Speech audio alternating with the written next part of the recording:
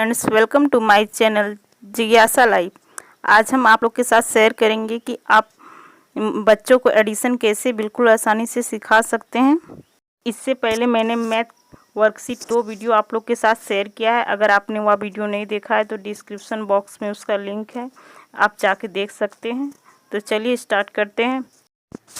Addition जोड़ अच्छा से सिखाने के लिए बच्चे लाइंस दे देंगे और उस लाइंस को काउंट करने के लिए बोलेंगे और काउंट करके जो नंबर्स आते हैं, जो संख्या आते हैं, उसे बच्चे को लिखने के लिए बोलेंगे, जिससे बच्चे गिनकर उस संख्या को आसानी से लिख सकते हैं।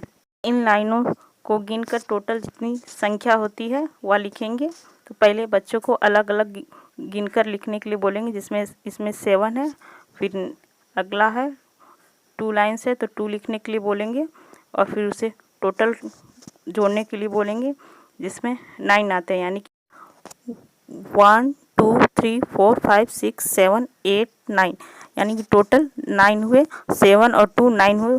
ऐसे ही बच्चे को तोड़ तोड़ के बताने पर बच्चों को आसानी से समझ में आ जाएगा। नेक्स्ट है उसी प्रकार 5 है और 1 2 3, फिर 3 और 5 और 3, यानी कि 8 हुए और बच्चों को टोटल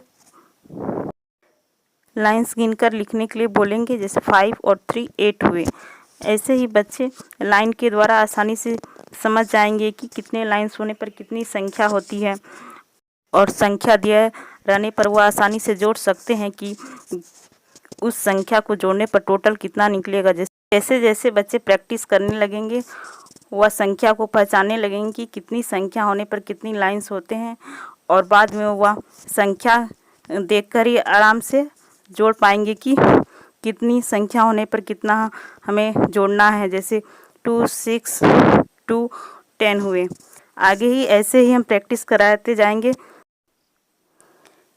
1 2 3 1 2 2 लेंगे, फिर 1 2 2 लिखेंगे और बच्चा जैसे जैसे सीखता जाएगा वैसे वैसे संख्या जोड़ने की संख्या बढ़ाते जाएंगे, जिससे बच्चा धीरे धीरे प्रैक्टिस करने के साथ साथ आराम से हुआ संख्या पहचान कर बिना लाइन खींचे ही जोड़कर बता सकता है कि कितना हुआ। ऐसे ही हाथ के फिंगर्स के द्वारा ही बच्चों को गिनना सिखा सकते हैं कि वह बिना लाइन खींचे हाथ के फिंगर की हेल्प लेकर वह गिनकर बता सके। आगे है बीच वाली संख्या के बराबर हो। इसमें बीच में एक संख्या दिया गया है और ऊपर में एक संख्या है और दूसरे डब्बा खाली है और दोनों को जोड़ के वही बीच वाली संख्या के बराबर आनी चाहिए।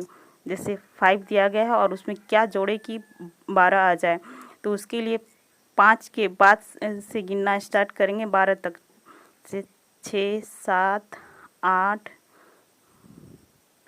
9 10 11 12। उसके बाद उस सभी लाइंस को गिनकर जितनी संख्या होती है वह उस डब्बे में लिख देंगे। 1 2 3 4 5 6 7, तो 7 हुआ तो 7 लिख देंगे और तो वही 5 और 7 जोड़ने पर 12 होता है। ऐसे ही हम बच्चे को सिखाएंगे तो वह आसानी से सीख जाएगा। वैसे ही एक डब्बे में 7 लिखा गया है, 7 लिखा गया और दूसरा डब्बा खाली है जिसमें वह संख्या भरना है जो दोनों को जोड़ने पर 12 आ जाए। जैसे 7 के बाद गिनेंगे 8 9 10 11 12, फिर सबको गिनने के लिए बोलेंगे 1 2 3 4 5 और 5 लिख देंगे, 7 5 12।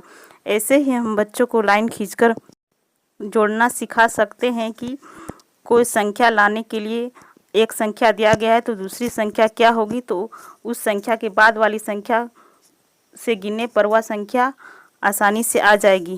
उसी प्रकार 7 8 9, इसमें 3 लाइन्स है तो 3 संख्या लिख देंगे और 6 3 9 होता है। ऐसे ही हम बच्चों को सिखा सकते हैं। उसी प्रकार 7 के बाद 8 9, यहाँ 2 होगा, 7 और 9 आगे। ऐसे ही बच्चों को आसानी से जोड़ सिखाने के लिए हम डेली जो व्यवहार में यूज करते हैं उसे भी हम बोलकर यदि जोड़ना सिखाए तो बच्चे आसानी से सीख सकते हैं और उन्हें धीरे धीरे उन्हें समझ में भी आ जाएगा कैसे जोड़ना है।